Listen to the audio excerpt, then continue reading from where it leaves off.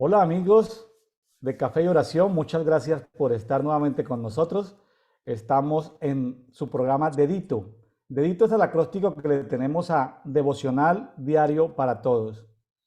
Estamos leyendo la Biblia de acuerdo a una guía que tomamos de la versión Biblia de las Américas en la parte final, donde vamos leyendo dos o tres capítulos del Antiguo Pacto y vamos leyendo un capítulo del Nuevo Pacto.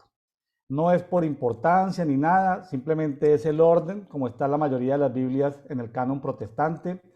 No estamos revisando el canon católico ni libros apócrifos, solamente básicamente esto. Eh, la guía de la Biblia empieza, pues en enero 1 empieza Génesis y en enero 1 empieza Mateo. Y el 31 de diciembre se están terminando ambos testamentos de manera simultánea. Los amigos que no tengan la Biblia de las Américas pueden encontrar esta guía de lectura en el grupo público que tenemos en Facebook que se llama Café y Oración. Ahí pueden ir, descargar la guía, tenerla en su celular, pueden ampliarlo porque la letra viene muy pequeñita y es una foto y pueden saber qué corresponde a cada día. Hay muchas guías, pero esa es una guía que tenemos desde hace 14 años y lo bueno es que ya muchas personas han leído la Biblia ya varias veces, lo han leído en varias versiones y hasta en varios idiomas. En este programa hemos tenido personas de 10 naciones diferentes, unos 50 invitados, llevamos más de 130 programas grabados. Ha sido toda una bendición, se expande por el mundo de habla hispana, por los canales de Facebook, de YouTube, han crecido grandemente. Si usted quiere algún contacto con nosotros, ahí en la descripción del video en YouTube puede encontrar nuestro correo, puede encontrar nuestro WhatsApp, ahí hay unos grupos en Telegram, etcétera, etcétera. Hay demasiada información. El día de hoy, 4 de noviembre, vamos a empezar el libro de Hebreos. Vamos a empezar y vamos a ir viendo un capítulo de Hebreo cada día, excepto cuando lleguemos al capítulo 10, que se parte en dos, el capítulo 11, que se parte en dos. Entonces vamos a tener en esta temporada el libro de Hebreos, pero estamos también como en las dos terceras partes también del libro de Jeremías. Pero antes de iniciar, quiero saludar a nuestro amigo Juan Varela desde Argentina y quiero que él nos presente una invitada súper especial en este programa. Este programa adquiere una categoría como mayor nivel porque vamos a tener ya una pareja compartiendo la palabra, unos en una parte, otros en otra, compartiendo y bueno. Aquí yo voy a estar tomando nota, aprendiendo, haciendo algunas preguntas. Mi estimado Juan, un abrazo, mi estimado amigo, bendiciones. Hola William, bendiciones. Gracias por la invitación. Juan, vemos que tienes una invitada muy importante para ti. Sí, Eres tan amable y nos la presentas.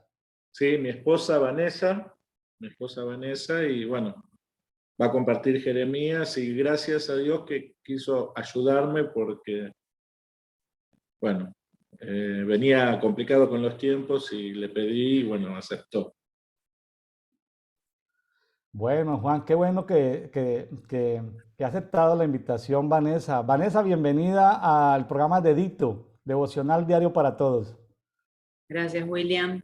Bueno, muchas gracias por la invitación. Más allá que fue medio improvisado, pero bueno, es muy lindo compartir la palabra. A mí me encanta trabajar la palabra. Más allá de que no me gusta por ahí mucho exponerme públicamente, pero bueno, me gusta sí estudiarla y trabajarla, y hacía mucho que por ahí no podíamos compartir juntos por nuestras actividades con Juan.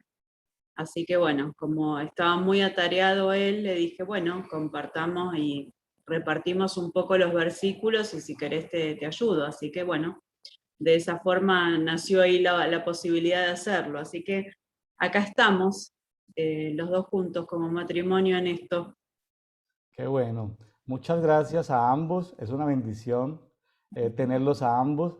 Muchos amigos de Argentina se van a alegrar cuando vean a Juan y a Vanessa en este programa y en los siguientes 5 programas porque vamos a estar compartiendo con ellos los primeros 6 capítulos de Hebreos. No, pues una bendición. Me alegra mucho tenerlos a ambos. Bienvenida, Vanessa.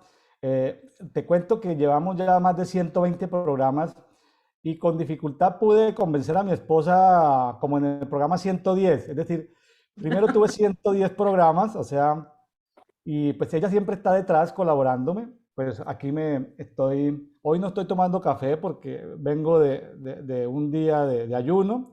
Mm. Tomando lo que llamamos aquí una agua aromática, eh, agua caliente con dos sobrecitos ahí de un sabor ahí que todavía no detecto qué será, pero mi esposa Sarita siempre está pendiente ayudándome en todo, y ella pues todo el día por su trabajo como psicóloga está compartiendo con clientes o pacientes, ya ni sé cómo se le llaman, alrededor de todo el mundo de habla hispana.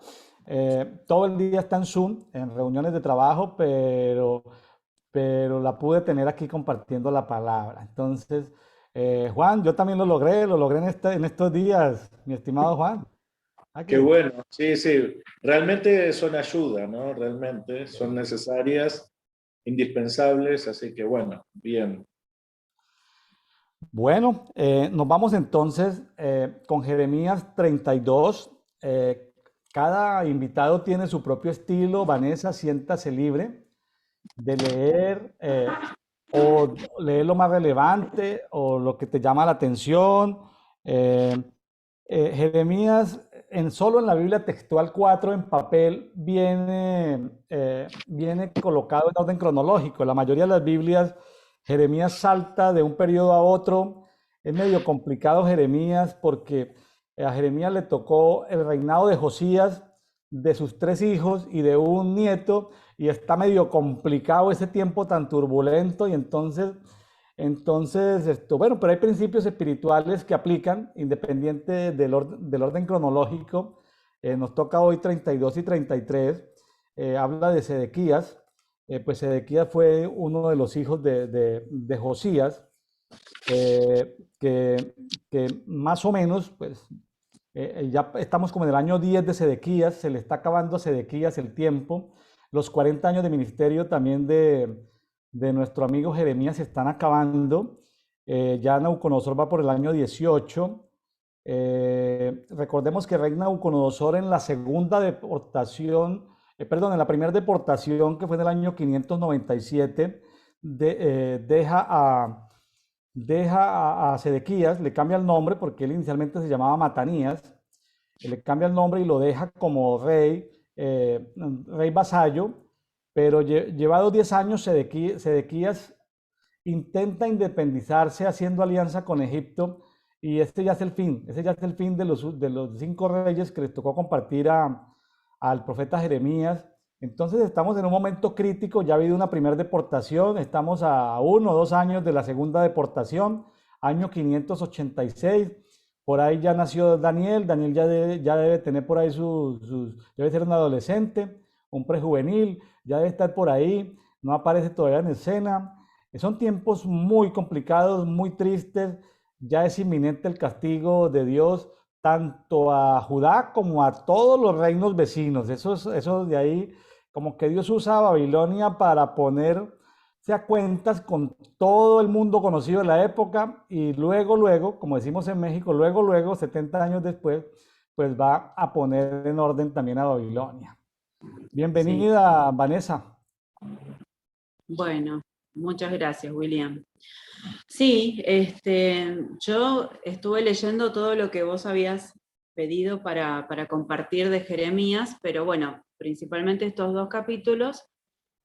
A lo largo de todos estos capítulos que vos mencionás, no solo el 32 y el 33, realmente lo que uno ve es toda una historia de desobediencia, ¿no? De Israel, del pueblo, ¿no? Y lo que más me llamaba la atención es cómo es un pueblo que te das cuenta que no ha tenido un encuentro con Dios. Un pueblo que a lo largo de la historia Dios se les ha querido revelar, y actuaron más por obediencia y desobediencia, obediencia y desobediencia. Y la desobediencia los fue llevando a tener terribles consecuencias y a caer en el exilio y en la destrucción que fueron cayendo. Pero cómo el Señor, a pesar de todos esos momentos tristes y de esas palabras de juicio que tiene que ir soltando, y la invitación a la vez al arrepentimiento, siempre tiene una palabra de esperanza, ¿no? Como a la vez siempre termina cerrando con un momento en donde, bueno, las cosas van a cambiar, ¿no? En donde Él va a visitar al corazón del hombre, ¿no? A través de su espíritu, y va a poner sus leyes en el corazón del hombre, que eso lo dice antes y lo dice después. Pero bueno, vamos a leer el 32 y el 33 específicamente.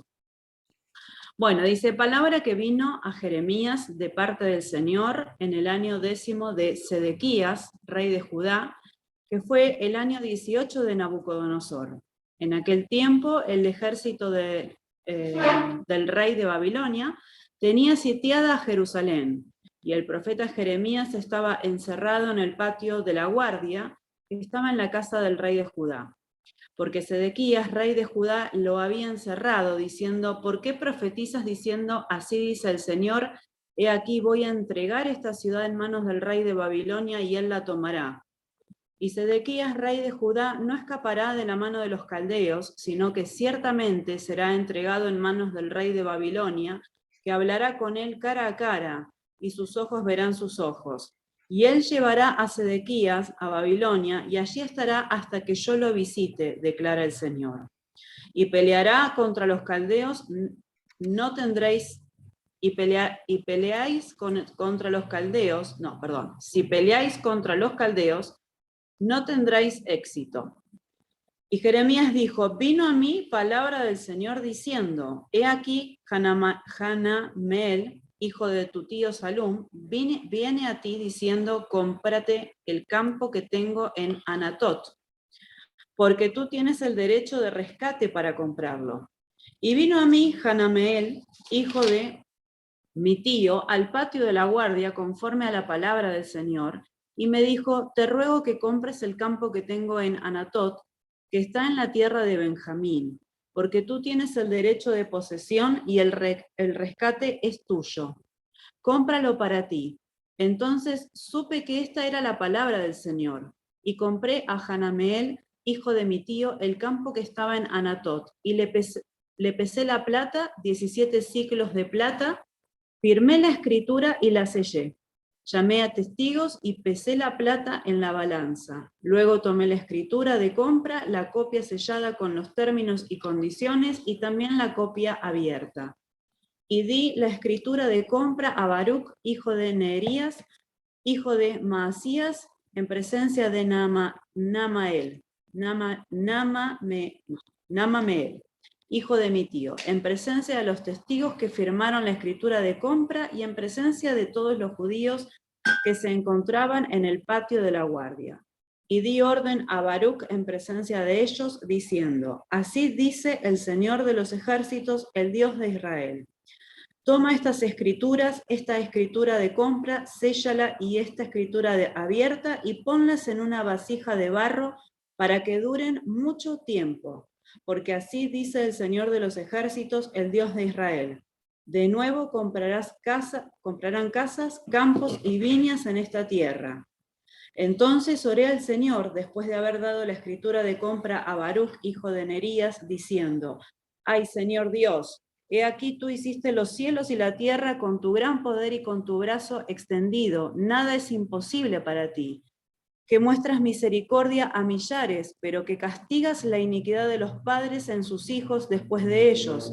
Oh grande y poderoso Dios, el Señor de los ejércitos es su nombre, grande en consejo y poderoso en obras, cuyos ojos están abiertos sobre todos los caminos de los hijos de los hombres, para dar a cada uno conforme a sus caminos y conforme al fruto de sus obras. Tú realizaste señales y portentos en la tierra de Egipto, hasta este día, y en Israel y entre los hombres, y te has hecho un nombre, como se ve hoy. Y sacaste a tu pueblo Israel de la tierra de Egipto con señales y portentos, con mano fuerte y con brazo extendido, y con gran terror, y les diste esta tierra que habías jurado dar a sus padres, tierra que emana leche y miel. Y ellos entraron y tomaron posesión de ella, pero no obedecieron tu voz ni anduvieron en tu ley, no hicieron nada de todo lo que les mandaste hacer. Por tanto, tú has hecho venir sobre ellos toda esta calamidad. He aquí los terraplenes de asalto han llegado a la ciudad para tomarla, y la tierra va a ser entregada en manos de los caldeos que pelean contra ella por causa de la espada, el hambre y la pestilencia. Lo que habías hablado ha venido a ser, y he aquí tú lo estás viendo. Y tú has dicho, oh Señor Dios, cómprate el campo con dinero y llama testigos, aunque la ciudad sea entregada en mano de los caldeos. Entonces vino palabra del Señor a Jeremías diciendo, he aquí, yo soy el Señor Dios de toda carne. ¿Habrá algo imposible para mí? Por tanto, así dice el Señor, he aquí entregaré esta ciudad en mano de los caldeos y en mano de Nabucodonosor, rey de Babilonia, y él la tomará. Y entrarán los caldeos que atacan esta ciudad y prenderán fuego a la ciudad y la quemarán, junto con las casas en las que han ofrecido incienso a Baal sobre sus terrazas, y han derramado libaciones a otros dioses para provocarme a ira. Porque los hijos de Israel y los hijos de Judá solo han hecho lo malo ante mis ojos desde su juventud.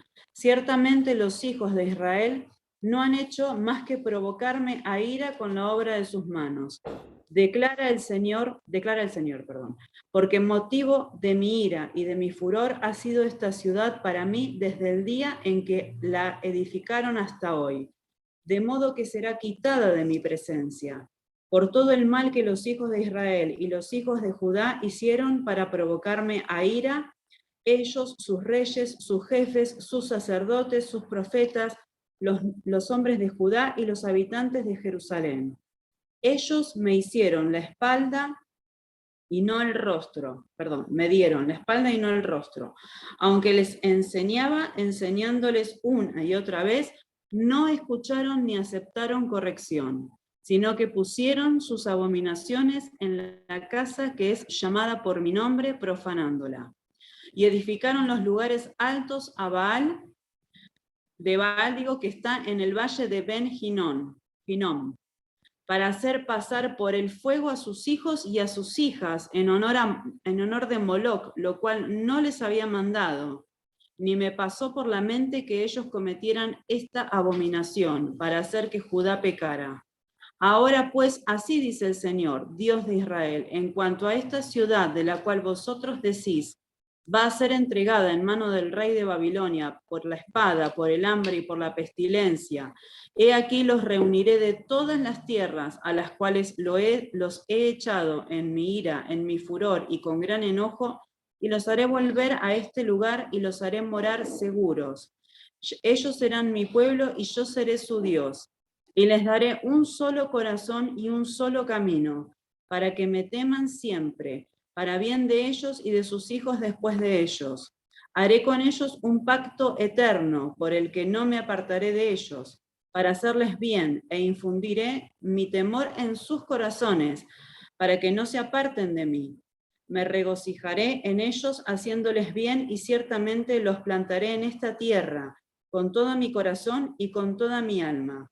Porque así dice el Señor, como he traído a este pueblo toda esta gran calamidad, así he de traer sobre ellos todo el bien que les prometo. Y se comprarán campos en esta tierra de la cual decís vosotros, es una desolación, sin hombres, sin animales, entregada está en mano de los caldeos. La gente comprará campos, por dinero firmarán y sellarán escrituras, y llamarán a testigos en la tierra de Benjamín, en los alrededores de Jerusalén, en las ciudades de Judá, en las ciudades de la región montañosa, en las ciudades de la llanura, en las ciudades del Negev, porque restauraré su bienestar, declara el Señor. Bueno, esa palabra que Dios le da a Jeremías, de que compre la tierra del pariente, es una promesa de la restauración que él va a hacer. Que más allá de que no iba a ser en ese tiempo, porque bueno, el pecado del pueblo era grande, el pueblo no quería escuchar, tenía muchos dioses, en algún momento el Señor iba a restaurarlo, porque iba a trabajar con el corazón, ¿no? Y eso es un poco también lo que pasa hoy en día con la humanidad. El trato del Señor con los corazones de las personas no es distinto hoy. Muchas veces hoy tenemos gente que va a las iglesias, que va a las congregaciones, y que por años pueden ir a las congregaciones, pero el corazón de ellos está lejos de Dios. No hay una verdadera conversión. Ahora, cuando la conversión está en el corazón, el Señor bendice nuestras vidas, ¿no? Los otros días, no tiene que ver con el mensaje, con la palabra esta específica de hoy, pero los otros días el Señor nos daba la palabra de Deuteronomio 28, ¿no? Tan sencilla pero tan poderosa, porque el Señor simplemente dice: si oyeres y obedecieres, oí mi voz, todas estas bendiciones te alcanzarán. Es tan simple, ¿no? Porque el Señor nos manda que oigamos y que obedezcamos, perdón. Y eso es lo que a lo largo de toda la historia el Señor ha pedido, y simplemente eso, y cuesta tanto, ¿no? Porque este fue un pueblo que nunca pudo obedecer, y se alejó y se alejó y se alejó, y tomó otros rituales y adoró otros dioses, y se olvidó del Dios que los había rescatado de la propia esclavitud, ¿no? Que los había sacado de Egipto. Y eso es lo mismo que hoy pasa, y que cada uno de nosotros, cuando el Señor nos dice no nos olvidemos de dónde Él nos sacó, es lo mismo que pasa acá. Esa es la historia de la humanidad. Dios siempre nos rescata, y no nos tenemos que olvidar de eso. No tenemos que olvidarnos de dónde Él nos saca. Así es, Vanessa, gracias por la lectura del capítulo, pues es rico en detalles, se entiende claramente, está muy bien descrito.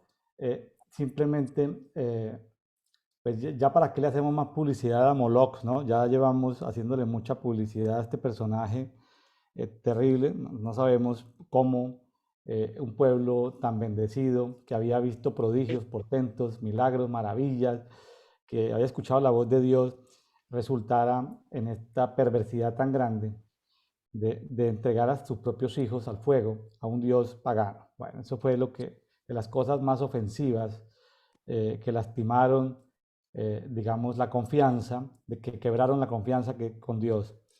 Quiero llamar la atención sobre el acto profético que Dios le hace pasar a Jeremías, porque él está en la cárcel, ¿no? Y yo no sé cómo hace para sacar los ciclos de plata, y los hace pesar en balanza, y hace que hayan escrituras y testigos. Yo no sé, es una cárcel, pues bueno, que tenemos el concepto de cárcel tal vez de la televisión. Yo tengo el contexto de la cárcel porque habré visitado en mi vida unas 3 oportunidades, personas en cárceles, en la ciudad de Medellín en Colombia, y en la ciudad de Cómbita en Boyacá, en Colombia, cárcel de máxima seguridad. Entonces uno no tiene como el contexto de esas cárceles, pero seguramente que podían tener acceso a otras personas, podían tener ciertas libertades, entrar como lo que hoy en día llaman notarios o escribientes, que podían hacer las escrituras. Una queda cerrada, otra queda abierta, se le entrega ese dinero.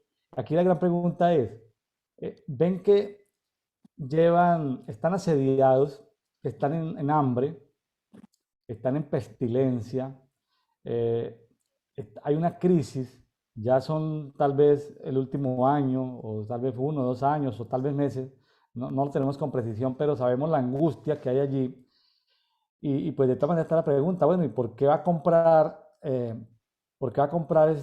un terreno en algo que en un país que técnicamente o jurídicamente ya no va a existir?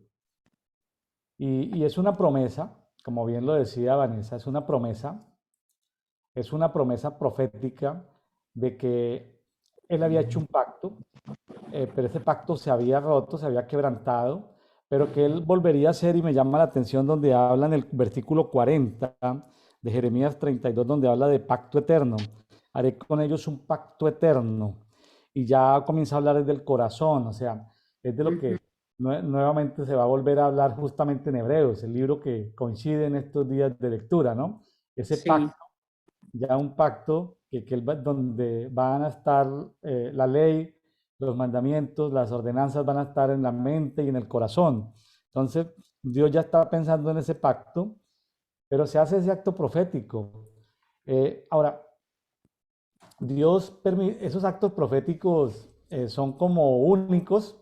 A veces Dios permite, para los amigos que nos están escuchando en Café y Oración, un acto profético es algo que Dios le indica al profeta, a un intercesor, a un ministro suyo, de que haga algo ilógico. Aquí era algo como ilógico desde el punto de vista de los negocios, ilógico desde el punto de vista de las leyes, de lo que está sucediendo, de la geopolítica, pero tiene una lógica espiritual. Entonces, en el mundo espiritual se asientan cosas, se registran cosas, se sellan cosas, se decretan cosas que con el tiempo van a dar su fruto, primero en el mundo espiritual y luego en el mundo natural. Entonces, llama la atención que aquí también aparece un primo de Jeremías. No hay mucha información de él, pero sí aparece información de su discípulo amado, del profeta Baruch. En las Biblias que tiene la Iglesia Católica y Ortodoxa hay un libro de Baruch. Aquí en las Biblias protestantes no tenemos el libro de Baruch. Entonces en estos días me han dado ganas de ir a buscarlo y a leerlo por el contexto que vemos de que Baruch estuvo siempre ahí al lado de él, ¿no? No sabemos si ese libro que no es apócrifo, pues, ¿por qué no es aceptado dentro del canon? Bueno, esas son otras preguntas. Y saltan cosas, ¿no? Resaltar que Dios tenía en mente un pacto eterno y aunque nosotros a veces somos desleales, es como una de las mayores defectos de la humanidad, la deslealtad, con los amigos, con los vecinos, con la gente que nos ha dado la mano, con la gente que ha caminado con nosotros. Es algo feo en el ser humano, es algo horroroso la deslealtad, pero si el ser humano es capaz de ser desleal con Dios, pues cómo no va a ser desleal con su familia o con sus amigos, ¿no? Si es un asunto menor comparado con Dios. Pero vemos aquí esto del amor de Dios eterno, pensando en que un remanente fiel va a volver y que va a restaurar ese remanente fiel. sí, sí, sí, sí. Es tremendo, ¿no? Tal cual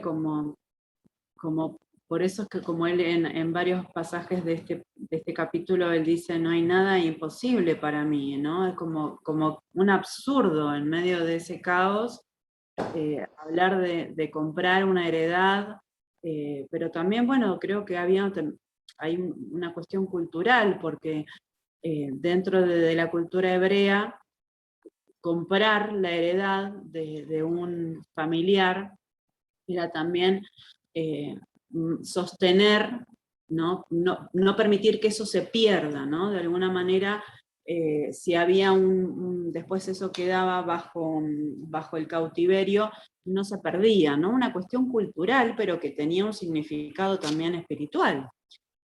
Así que bueno, creo que hay un simbolismo muy importante de parte del Señor en eso.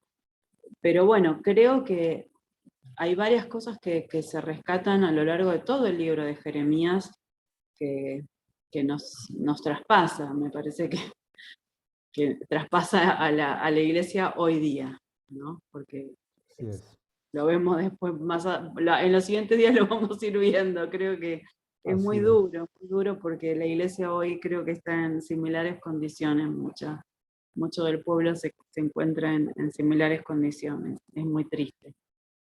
Y hay muchos Pero bueno, vamos principios. a leer, si querés, Jeremías 33, así le damos lugar a Juan. Bueno, dice, vino la palabra del Señor a Jeremías por segunda vez, mientras él estaba aún detenido en el patio de la guardia, diciendo, así dice el Señor que hizo la tierra, el Señor que la formó para establecerla, el Señor es su nombre. Clama a mí, y yo te responderé y te revelaré cosas grandes e inaccesibles que tú no conoces. Porque así dice el Señor Dios de Israel acerca de las casas de esta ciudad y acerca de las casas de los reyes de Judá que han sido derribadas para hacer defensas contra los terraplenes de asalto y contra la espada. Mientras ellos vienen a pelear contra los caldeos y a llenarlas con los cadáveres de los hombres que herí en mi ira y en mi furor, pues yo había escondido mi rostro de esta ciudad a causa de toda su maldad. He aquí que yo le traeré salud y sanidad. Los sanaré y les revelaré abundancia de paz y de verdad. Restauraré el bienestar de Judá y el bienestar de Israel y los reedificaré los reedificaré como eran al principio. Los limpiaré de toda la maldad que cometieron contra mí y perdonaré todas las iniquidades con que pecaron contra mí y con las que se rebelaron contra mí. Y la ciudad será para mí un nombre de gozo, de alabanza y de gloria ante todas las naciones de la tierra, que oirán de todo el bien que yo les hago, y temerán y temblarán a causa de todo el bien y de toda la paz que yo le doy. Así dice el Señor, en este lugar del cual decís vosotros, es una desolación sin nombres, y sin animales, en las ciudades de Judá y en las calles de Jerusalén que están desoladas, sin hombres, sin habitantes y sin animales, se oirá de nuevo voz de gozo y voz de alegría, la voz del novio y la voz de la novia, la voz de los que dicen, dad gracias al Señor de los ejércitos, porque el Señor es bueno, porque para siempre es su misericordia. Y de los que traen ofrenda de acción de gracias a la casa del Señor, porque restauraré el bienestar de esta tierra como fueron al principio, dice el Señor. Así dice el Señor de los ejércitos, en este lugar desolado, sin hombres y sin animales, y en todas las ciudades habrá de nuevo morada de pastores que hagan descansar sus rebaños. En las ciudades de la región montañosa, en las ciudades de la llanura, en las ciudades del Negev, en la tierra de Benjamín, en los alrededores de Jerusalén, en las ciudades de Judá, volverán a pasar las ovejas bajo las manos del que las cuenta, declara el Señor. He aquí vienen días, declara el Señor, en que cumpliré la buena palabra que he hablado a la casa de Israel y a la casa de Judá. En aquellos días y en aquel tiempo haré brotar de David un renuevo justo, y él hará juicio y justicia en la tierra. En aquellos días estará a salvo Judá y Jerusalén morará segura, y este es el nombre con el cual será llamada, el Señor, justicia nuestra. Porque así dice el Señor, nunca le faltará a David quien se siente sobre el trono de la casa de Israel. Y a los sacerdotes levitas nunca le faltará quien en presencia mía ofrezca holocausto, queme ofrendas de cereal y prepare sacrificios todos los días. Y vino palabra del Señor a Jeremías diciendo, así dice el Señor, si pudieras romper mi pacto con el día y mi pacto con la noche, de modo que el día y la noche no vinieran a su tiempo, entonces también se podría romper mi pacto con mi siervo David, y él no tendría hijo para reinar sobre su trono con los sacerdotes levitas, mis ministros. Como no se puede contar el ejército del cielo, ni se puede medir la arena del mar, así multiplicaré la descendencia de mi siervo David y de los levitas que me sirven. Y vino palabra del Señor a Jeremías diciendo, ¿no has observado lo que este pueblo ha hablado diciendo, las 2 familias que el Señor escogió, las ha desechado? Desprecian a mi pueblo, ya no son una nación ante sus ojos. Así dice el Señor, si no permanece mi pacto con el día y con la noche, y si no he establecido las leyes del cielo y de la tierra, entonces desecharé la descendencia de Jacob y de mi siervo David, para no tomar de su descendencia quien gobierne sobre la descendencia de Abraham, de Isaac y de Jacob. pero yo restauraré su bienestar y tendré de ellos misericordia. Bueno, y acá tenemos lo mismo, una promesa eterna de Dios, una promesa de restauración. Acá la promesa del Señor como el renuevo, ¿no? Como la justicia que va a venir y que va a reinar, ¿no? Un pueblo que también fue desobediente, un pueblo que está desolado, una ciudad desolada, pero que el Señor va a venir y va a restaurar, ¿no? Que se va a presentar Él como la restauración. Así que bueno, yo creo que estas son palabras que pues sobre todo, bueno, Jeremías 33, que habla sobre todo de Él, ¿no? De cómo Él se presenta como esa restauración, que parte lo hizo con su venida, su primera venida, pero bueno, creo que va a concluirla en su segunda venida, ¿no? Me llama mucho la atención el 15 y el 16, donde dice, en aquellos días y en ese tiempo haré brotar a David un renuevo de justicia. Pues es la persona de Jesucristo, ¿no? Sí. Es algo muy mesiánico. Ahora, Jesucristo dice, el cual ejecutará juicio y justicia. Uh-huh. Y fíjate que a veces la iglesia, tradicionalmente hablando, no ha hecho énfasis suficiente en que el mensaje de Jesucristo era juicio y justicia. Ahora, con la venida de Jesucristo, en esos días habrá salvación, digamos, de manera integral, salvación integral, alma, cuerpo, espíritu, economía, relaciones, bueno, hay una salvación integral. Judá será salvo y Jerusalén habitará segura. Eran los tiempos de Jesús. Y será llamada, bueno, en la Biblia que leíste dice la traducción, pero en otras Biblias dice Jehová Sitkenu. O sea, Jerusalén iba a ser llamado Jehová Sitkenu. Sí. Es interesante ver que en Colombia hay un departamento que se llama el departamento del Chocó. Está en límites con Panamá. Ahí está una selva tropical que es de las partes más lluviosas del mundo. Hay mucha biodiversidad. Y la carretera panamericana que atraviesa de Argentina hasta Alaska, pues en esa parte es difícil hacerla porque eso es selvático. Ese tapón, como se le llama, tapón del Darién. Y los amigos en Colombia, los intercesores y equipos proféticos de intercesión, le han cambiado de nombre al Chocó, que normalmente es población negra, población afroamericana.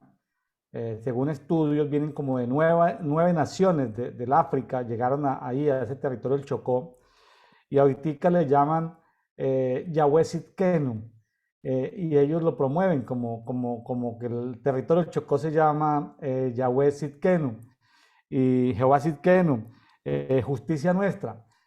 Son territorios asolados por el contrabando en un tiempo, por la esclavitud en otro tiempo, por el tráfico de drogas, porque al parecer esas selvas tropicales son buenas para el cultivo de la mata de la coca y de laboratorios ocultos en la selva de procesamiento de cocaína. Entonces, pues eso produce mucho recursos, mucho dinero, y hay mucha minería ilegal. Esos territorios son muy ricos en oro, y entonces hay una explotación armónica de la naturaleza, sino una cosa absurda, contaminación y destrucción de la selva por esa minería ilegal, que normalmente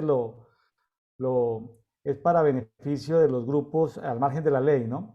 Ahorita hasta de mafias y carteles mexicanos se están metiendo las narices por allá. Entonces, pero hay una promesa para ese pueblo de que la justicia, entonces yo creo que es muy fuerte el mensaje de justicia, porque a veces como que nos hemos concentrado mucho en el mensaje como de salvación, ¿no? Claro. Y Dios aquí no estaba haciendo proselitismo oye, necesito más iglesias, necesito más gente convertida. Estaba en el punto de la justicia. Y si algo le ofende a Dios si algo le ofende y hace que no sé cómo será en la naturaleza de Dios el que le dé ira, es la injusticia, ¿no? la injusticia. Entonces, que este pasaje nos sirva a los amigos que estamos leyendo a revisar nuestros niveles de justicia, a revisar cómo estamos y que podríamos también aplicar, no sé si sería muy abusivo, pero podemos aplicar y decir que Yahweh Sidkenut es nuestra justicia. Es decir, porque a veces han cometido injusticias contra nosotros. Nos han quitado terrenos, nos han quitado herencias, nos han quitado pensiones, alguien ha abusado y entonces es también la posibilidad de saber que en Cristo y en la manifestación de Jesucristo pues podemos de alguna forma acceder a la justicia y eso sirve de ambos lados, ¿no? O para que nosotros hagamos justicia a otros o para que otros nos hagan justicia a nosotros. ¿Cómo le parece, Vanessa? ¿Está de acuerdo conmigo? Sí, sí, ¿Estamos en la sí. misma línea? Sí, sí, sí. Es así, aparte que este capítulo habla, fíjate cómo el Señor les marca que les va a traer, a causa de toda la maldad, dice, he aquí yo les traeré salud y sanidad, los sanaré, les revelaré abundancia de paz y de verdad, les restauraré el bienestar de toda Judá y el bienestar de todo Israel, y los reedificaré como eran al principio. Los limpiaré de toda la maldad que cometieron contra mí y perdonaré todas las iniquidades con que pecaron contra mí y con las que se rebelaron contra mí, ¿no? Todo eso es un acto de injusticia. Y todo eso trae maldición a la vida de una persona y a la vida de un pueblo.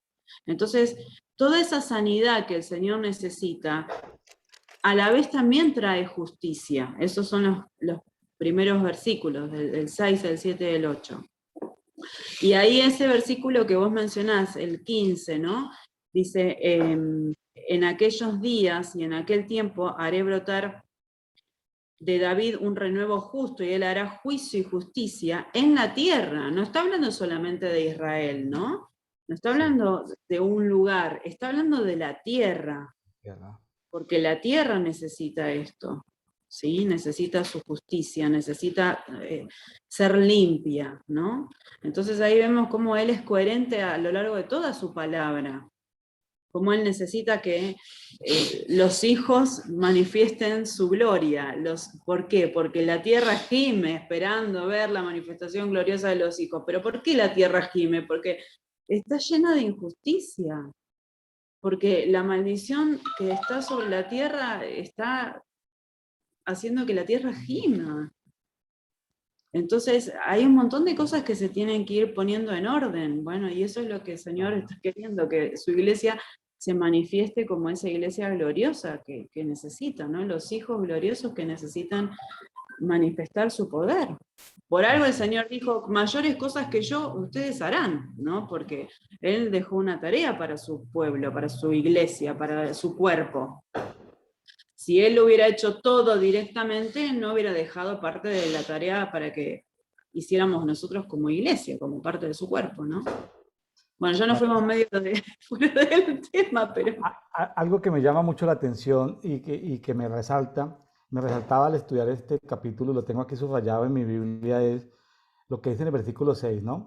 Porque nosotros nos hemos enfocado mucho en que Él nos va a traer sanidad, pero aquí dice sanidad y medicina. Es interesante el tema sanidad y medicina, y nos va a sanar pues con la sanidad que nos trae y con la medicina, ¿no?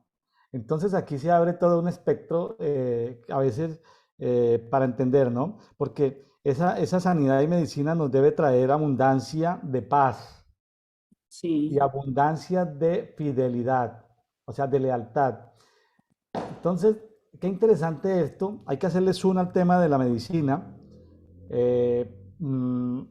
Yo esto tendría que revisarlo en otras versiones. Ya lo leí, pero no recuerdo bien.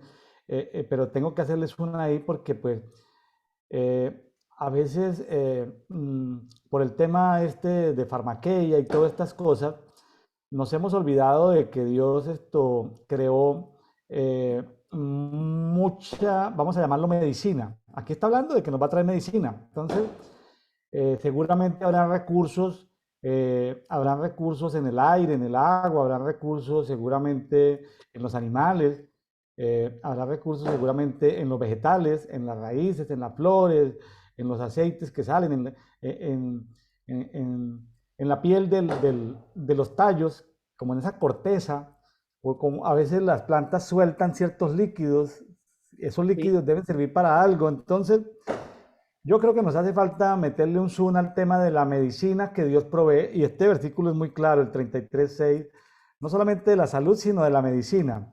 Me gusta este versículo muy, porque yo soy amigo desde niño, soy amigo del naturismo, de la medicina naturista, y mis amigos, algunos amigos médicos, pues como que se ríen del tema de la medicina, de la herbolaria, como le llamaríamos.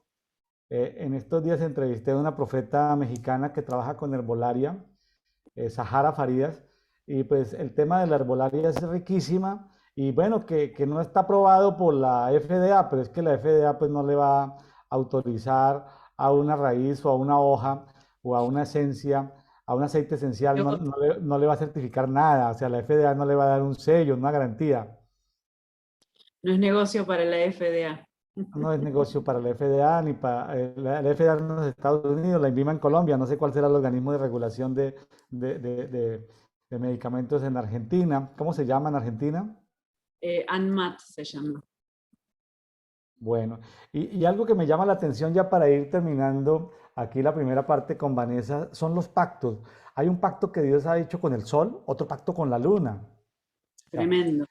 eso pasa ahí como desapercibido, como medio escondido. No, no, no, espérese, hay un pacto con el sol y hay un pacto con la luna. Así como hay pacto con dos familias, la familia de Abraham y la familia de David. ¿Nosotros de cuál familia somos?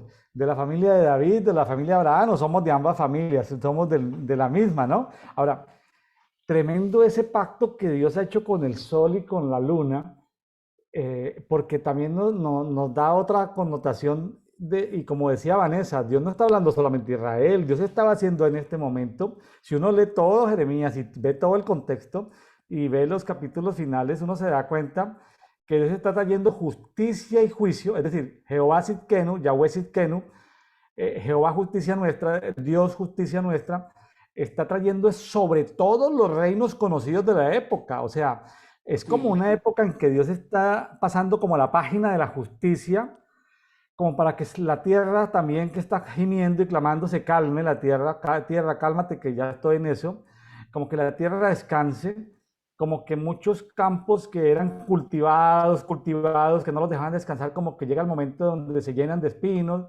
de abrojos, pero la tierra reposa, la tierra descansa y agradece ese descanso por 70 años, ¿no? Estamos aquí a días o a meses del descanso ya de los 70 años. Interesante eso de los pactos, Vanessa. Sí, sí, sí. Aparte que, viste que dice en varios momentos como al principio, ¿no? Como el Señor quiere esa restauración como al principio, como Él lo diseñó. O sea, tan, tan perfecto y tan, tan abundante, ¿no? Como al principio. Fíjate cómo lo menciona en estos versículos que mencionamos recién, en el 6, no, en el 7, perdón.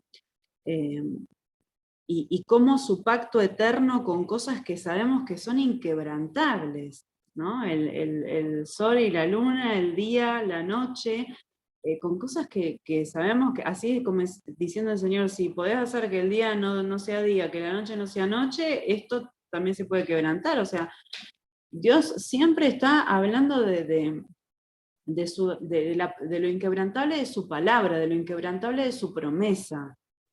Y yo creo que eso es lo trascendente a lo largo de la palabra, no solo en Jeremías, ¿no? Sino en todo lo que es la escritura.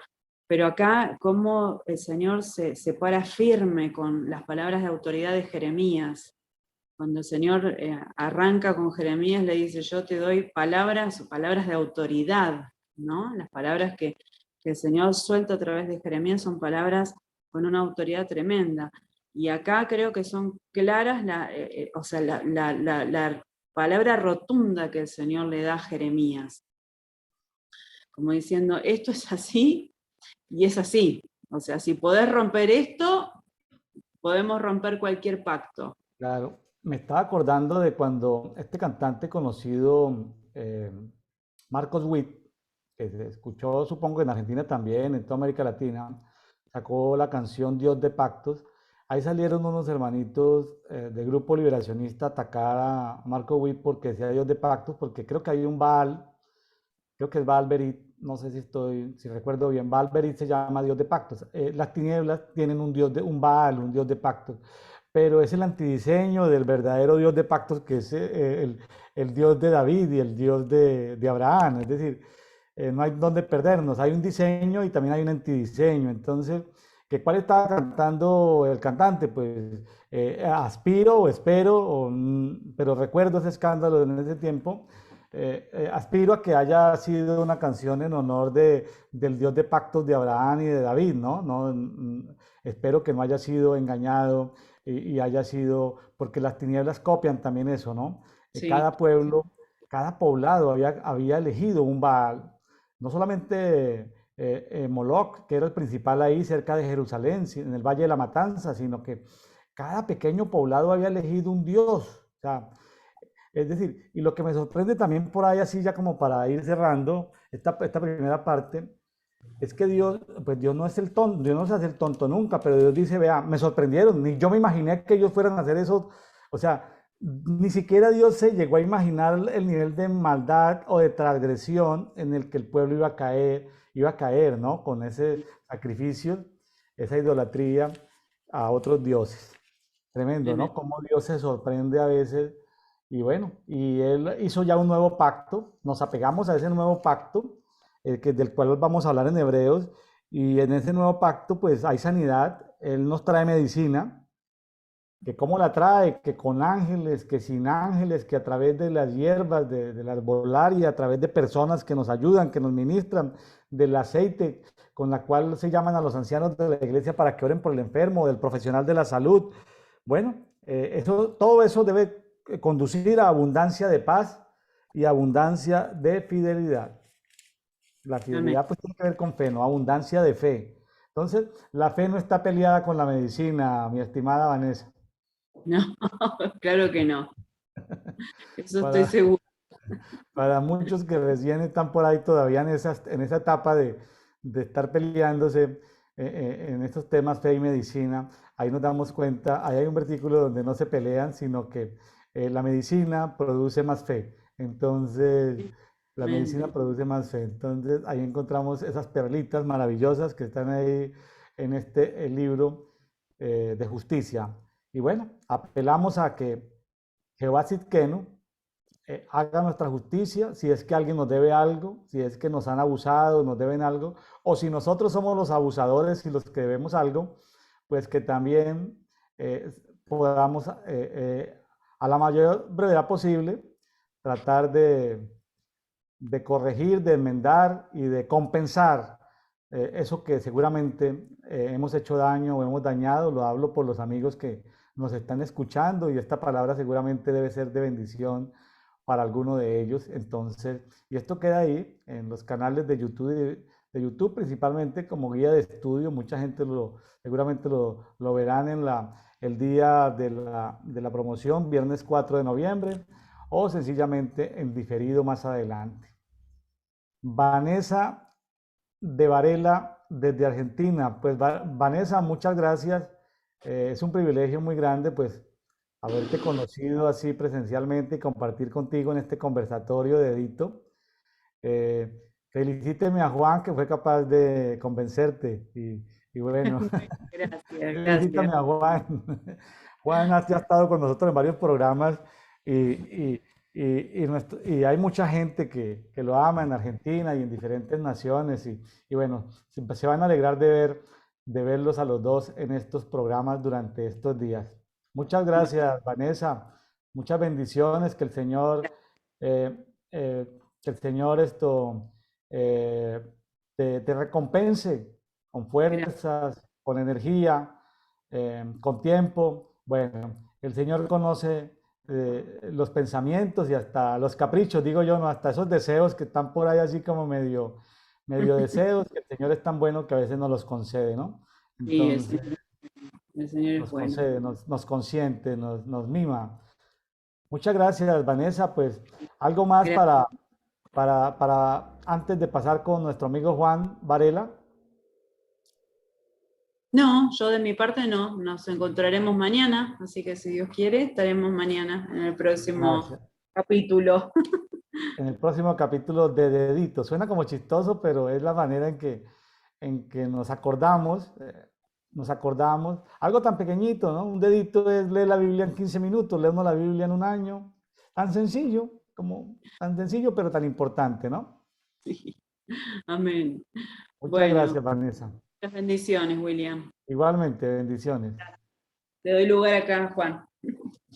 Bueno, amigos de Café y Oración, hoy ha sido un programa súper especial. Estamos entrando como en una segunda fase, como en una segunda temporada de Café y Oración. Ya el programa ha ido madurando. El programa ha llegado a muchas personas, nos han escrito, nos mandan mensajes desde diferentes naciones, muy bendecidos. Nosotros queremos que sencillamente se animen a escudriñar la palabra. Esto es una motivación para que se animen a estudiar una palabra. Y estamos como en una nueva temporada porque estamos aquí ya con parejas. En primera parte del antiguo pacto, segunda parte del nuevo pacto. Aquí ya tenemos de nuevo a nuestro amigo profeta Juan Varela. Juan, nos vamos entonces contigo. No sé si tú tenías algún comentario sobre Jeremías o nos vamos directamente a Hebreos capítulo 1. No, vamos a Hebreos. Vamos Vamos a a ver. Hebreos, sí. Hebreos capítulo 1. Qué libro tan importante, ¿no? La verdad que sí. Un libro sobrenatural. Y bueno, y vos me hablabas un poquito de hacer un preámbulo. Yo con Hebreos siempre fui muy sencillo, ¿no? O sea, si Dios no permitió que esté declarado quién lo escribe, bueno, será porque Él tal vez esté diciendo algo a través de eso. Yo sé que hay muchas teorías de Pablo, Apolo, bueno, pero tal vez al no figurar ninguna persona, sea como una intencionalidad del Padre para decir, bueno, es un libro que nadie puede afirmar de dónde viene. ¿Por qué? Porque es algo que no puede tener un control. Y ahí justamente está Melquisedec, que es un sacerdocio que no tiene genealogía.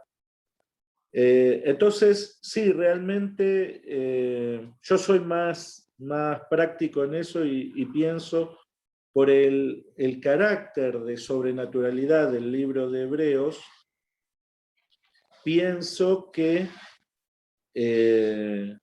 tal vez lo puede haber escrito un hombre, tal vez, no sé, vino sobrenaturalmente, no lo sé, porque en realidad, como no dice nada, se puede decir cualquier cosa, ¿no? Y ahora,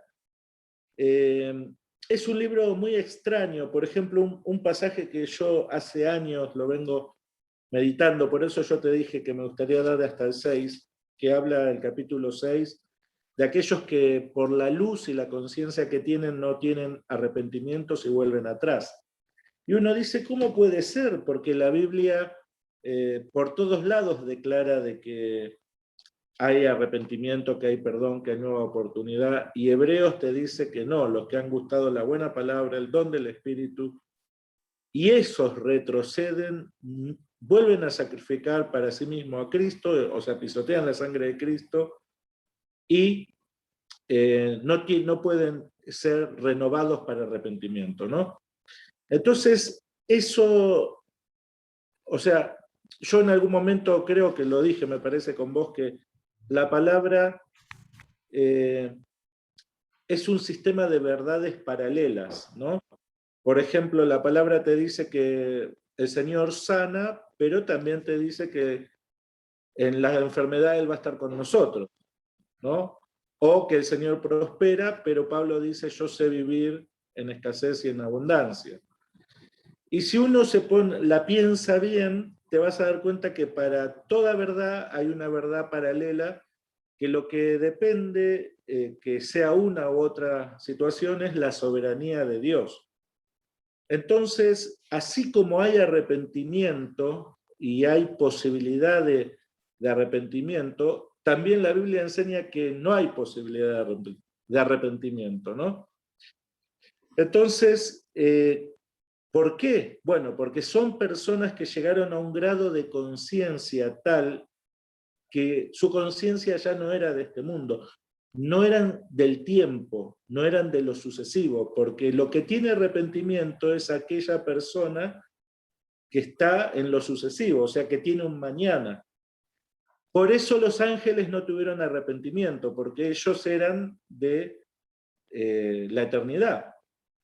Bueno, y estos personajes de Hebreos, esta iglesia, un día el Señor me lo dijo, que sí fue una iglesia especial de personas inmortales, y bueno, y que esa generación seguramente, bueno, estará en funciones muy especiales, pero que viene otra generación de este grado de luz, de este nivel de revelación, ¿no?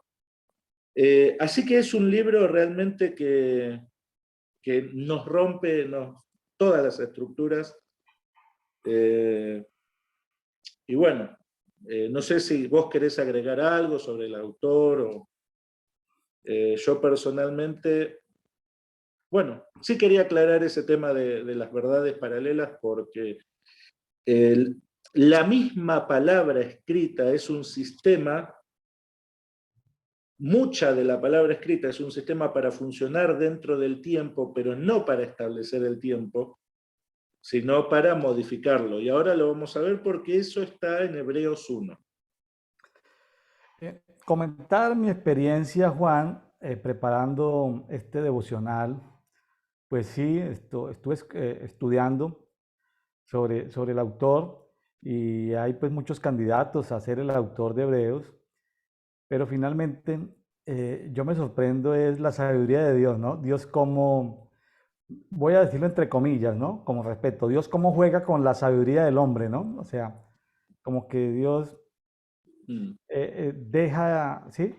Deja ese tema sin resolver, como ese asunto ahí abierto, porque justamente, y entonces digo, el sufrimiento de los doctores en teología, ¿no? El que haya hecho tesis doctoral de Hebreos por allá en una universidad teológica, pues rompiéndose la cabeza tratando de armar hipótesis, teorías, de tratar de validarlas, para lo último, finalmente, después ganarse un doctorado, por ahí una tesis sin concluir nada, ¿no? Entonces, sin concluir, pues, entonces es como niveles de sabiduría, ¿no? Cómo Dios se sale como del contexto de la sabiduría que está al alcance de nosotros. Y sencillamente el libro ahí haya lo escrito el que lo haya escrito. Inclusive también le da uno esta posibilidad de sospechar hasta que este amigo Melquisedec, hasta él mismo lo haya podido hacer. O sea, Melquisedec, estamos hablando que muchos hablan de Melquisedec como Jesucristo y otros se rompen las vestiduras cuando escuchan eso. En fin, aquí lo importante es el mensaje, más que el mensajero, ¿no? El mensajero sabemos que el Espíritu Santo está tras la escena, debe estar el Espíritu Santo moviendo sus hilos.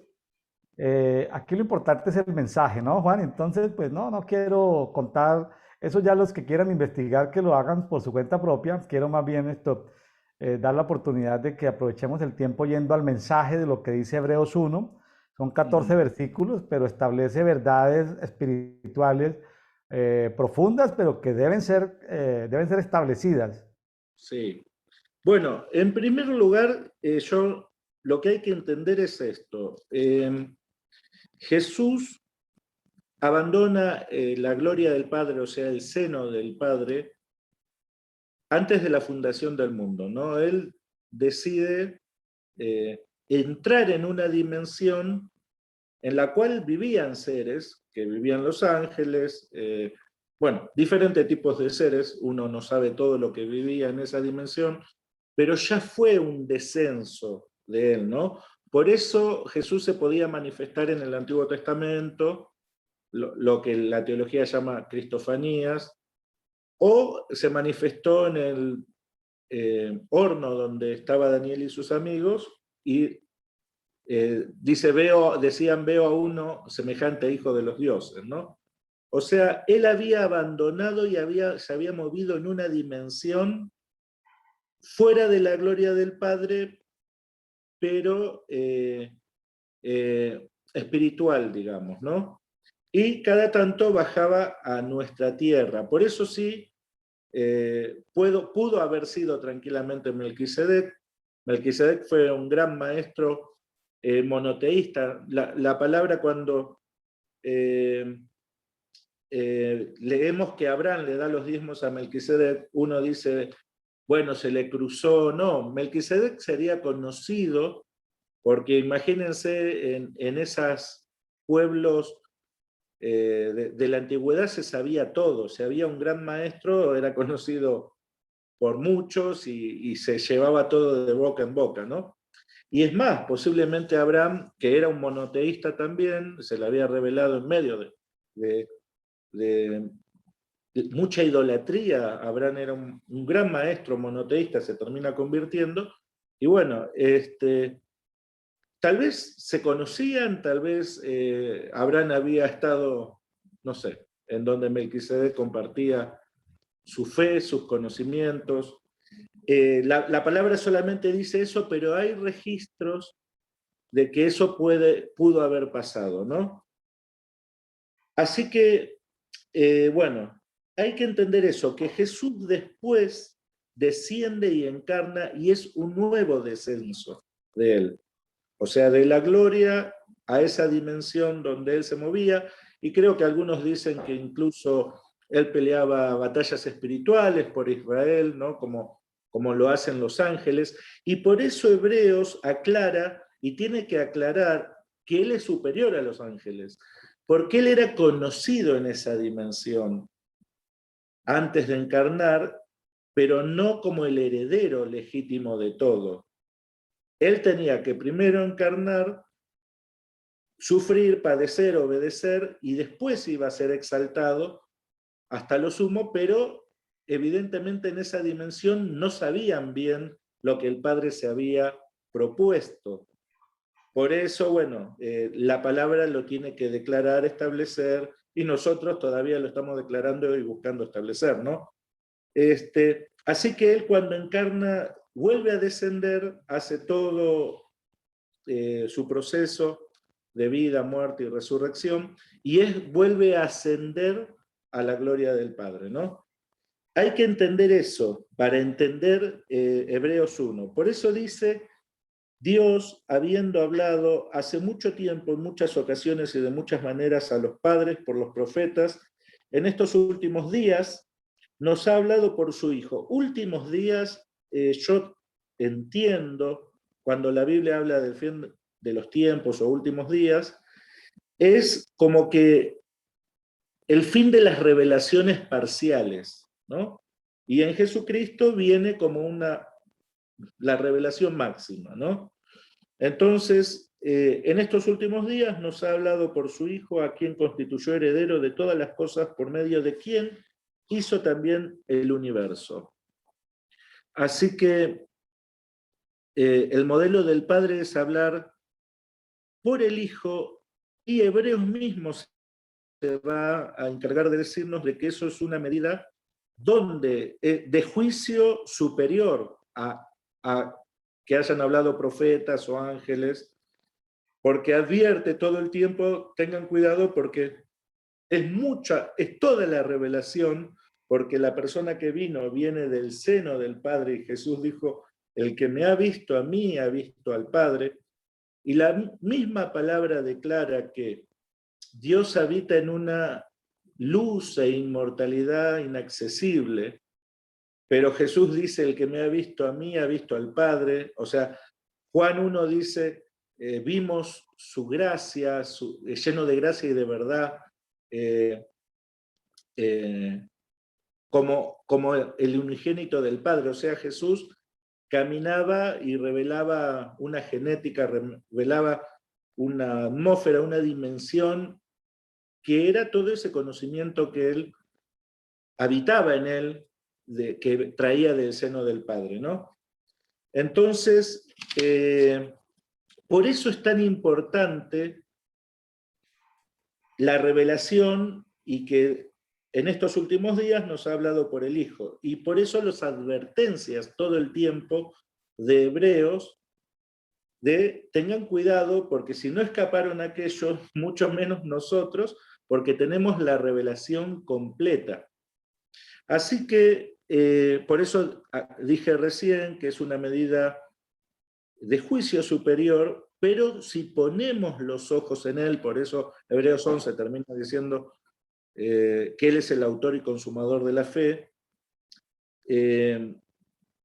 es como que nuestra fe y nuestra revelación van a ser ilimitadas, ¿no? Porque lo que él trae es una luz que nunca nadie, ningún hombre había accedido. Ahora, cuando Jesús encarna y el Padre le permite volver y ser exaltado hacia lo máximo, él no solo lleva en sí mismo su propio cuerpo y su propia deidad ahora resucitada, sino que tiene la condición de llevar a toda la creación a ese nivel y a esa dimensión. Que ese es el proceso, él activa un proceso legal en donde termina con la muerte, con el imperio de Satanás, que lo hace real en sí mismo, que eso lo manifiesta Hebreos 2, pero que ahora nos toca a nosotros seguir ese proceso donde tenemos una victoria legal sobre la muerte, sobre Satanás, bueno, sobre todas las cosas que establece Hebreos, y nosotros podemos llevarnos a nosotros mismos a esa victoria y a ese nivel y llevar a la creación. Por eso es tan importante esto de que la luz de Cristo, o sea, Él desciende de la gloria a un nivel espiritual, encarna, y cuando resucita y asciende, se lleva, reúne todo lo creado en Él en una nueva genética, en una nueva luz, en una luz que no cambia, en una luz que no va a mudar nunca. Por eso la palabra dice que la Nueva Jerusalén no tiene necesidad no hay ni día ni noche, porque la misma gloria del Padre la alumbra. Eso quiere decir que no hay poniente ni saliente, o sea, que es una luz que no cambia. Entonces, si nosotros llegamos a captar esa luz que Jesús vino a revelarnos y que al ascender no solo asciende su cuerpo, sino nos lleva a todos nosotros, porque Hebreos nos considera hermanos e hijos de un mismo padre, o sea, de una misma estirpe.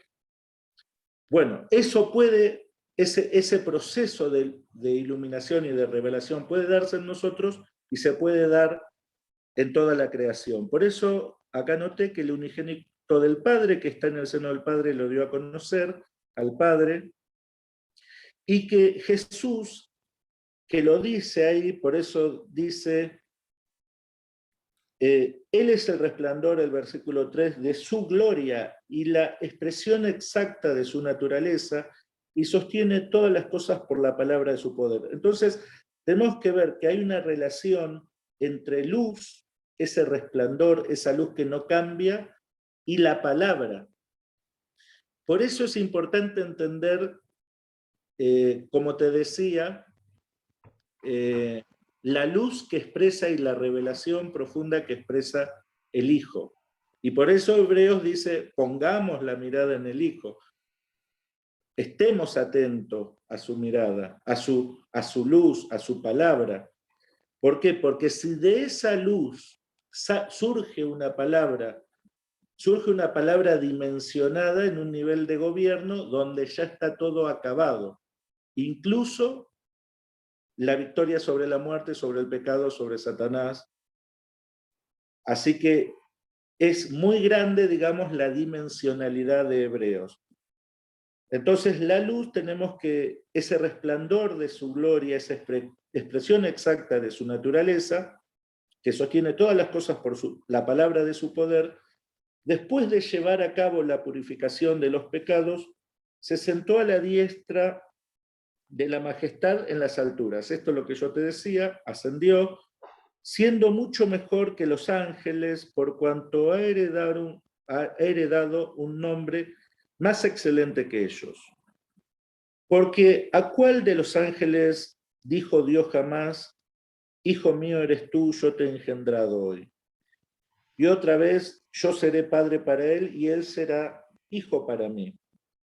Acá, bueno, en el verso 5, lo que habíamos dicho, era necesario ese nombramiento, esa exaltación y que quede claro para todo el universo, para los hombres y la dimensión de los ángeles, que él había sido engendrado después de haber muerto con un nombre mucho más excelente y exaltado hasta lo sumo, ¿no? Y acá hay un gran misterio, ¿no? Y vamos a ir a meternos en esto, que sí es un gran misterio, y dice, el verso 6 dice, y de nuevo cuando trae al primogénito al mundo, dice, y adórenlo todos los ángeles de Dios. Bueno, ¿cómo es esto que trae al primogénito al mundo? O sea, ¿qué hace Jesús en la cruz y en la muerte y la resurrección, ¿no?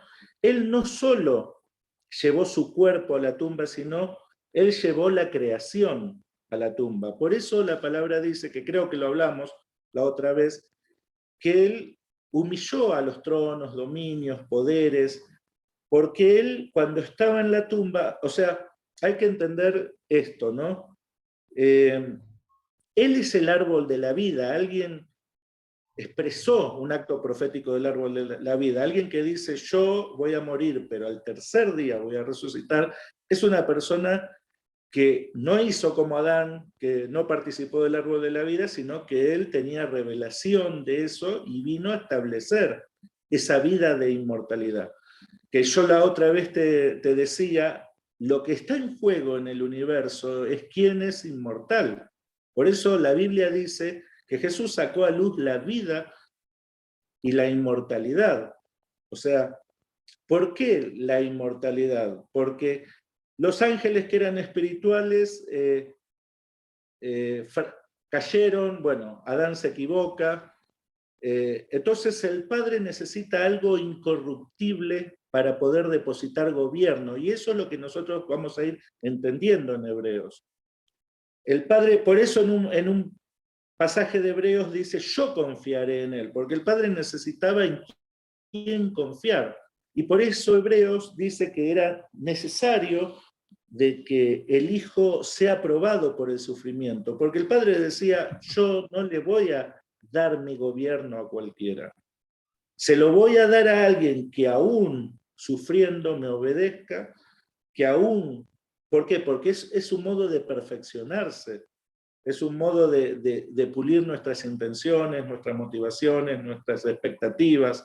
Jesús en la cruz, o sea, se le quebraron todas sus expectativas, pero sin embargo quiso ser obediente al Padre porque veía otra cosa, ¿no? Entonces, Jesús a la tumba no solo lleva su cuerpo, es muy interesante esto, sino que lleva al cosmos. Jesús lo que hace es un regénesis, así como cuando Adán y Eva están establecidos en Edén, el Padre hizo el génesis en aquel momento, junto con el Hijo y el Espíritu Santo, ¿no? El Padre genera el orden para que esa dimensión del reino pudiera ser confiada a la tierra. Sin embargo, estaba el enemigo que, bueno, tenía que probarlos, ¿no? Y los engañó y fracasó todo. Ahora, lógicamente que el Padre lo sabía, ¿por qué? Porque el postrer Adán venía a generar otra vez esa posibilidad de que el Adán coma del árbol de la vida, que ese es el postrer Adán. Ahora, todo árbol de la vida va acompañado en la palabra de un río, así como en Edén había 4 ríos, símbolo de las 4 direcciones de los ríos de Dios. en la tumba, en la cruz, si Jesús era el árbol de la vida, tenía que haber un río. Ahora, en Ezequiel 47 también, los árboles cuyas hojas nunca mueren y son medicina para las naciones, está el río, ¿no? Entonces, en la cruz está el río. Cuando Jesús entrega el Espíritu, se suelta el río de la resurrección, el río de la inmortalidad, el río que sale del Padre, por eso hay resurrecciones. Y Jesús entra en esa frecuencia de resurrección, su Espíritu, y ahí anuncia su victoria. Ahora, él era tan entendido ya de antemano, así como nosotros podemos manejar con entendimiento dentro de los sueños o dentro de las intercesiones, podemos decidir, preguntar. Jesús era tan elevado que él decía, yo sé lo que voy a hacer una vez que haya muerto. Yo sé lo que voy a hacer una vez que haya entregado el Espíritu. Y lo que voy a hacer va a generar mi propia resurrección. Entonces, Jesús sabía que si él se manifestaba como un ser que venía a enfrentar a la muerte y a vencerla en su propio territorio, el Padre le iba a responder con el río de la inmortalidad o el río de la resurrección o el río que sale del trono del Padre. Porque siempre que esté el árbol de la vida, va a estar el río. Entonces, y habíamos dicho la otra vez que el árbol de la vida es un centro cósmico que desde el centro se pueden romper todos los planos, ¿no? Un lugar de gobierno. O sea, Jesús, en este caso en Israel, se convirtió como el centro del universo. Y él desde ese lugar rompe todos los planos, que ahora vamos a ver porque lo dice un poquito más adelante. Entonces, Jesús es reintroducido al mundo ahora como el ser que había quebrado y vencido al tiempo y al espacio. ¿Cómo lo hace Jesús? Por eso puede generar su propia inmortalidad. ¿Cómo lo hace Jesús?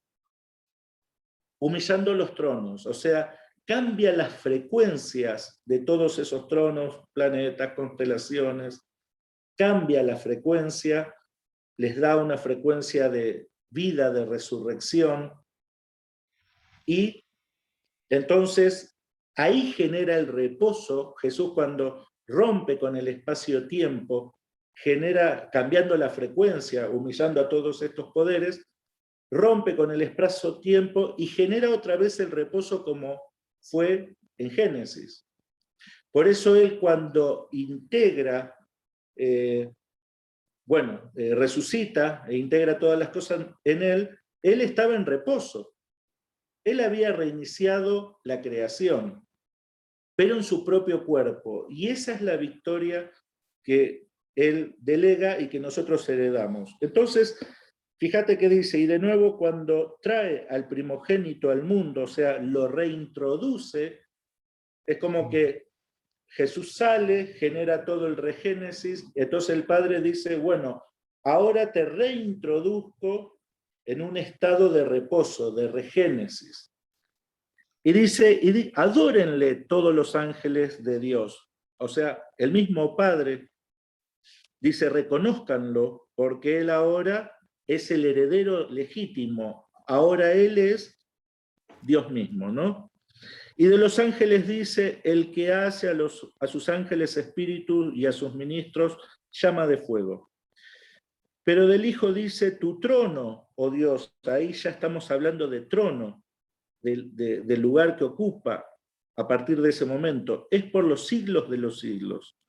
Y cetro de equidad, el cetro de tu reino. O sea, se está haciendo una declaración del carácter de justicia y de equidad de ese nuevo reino que estaba iniciando cuando Jesús es reintroducido en la creación.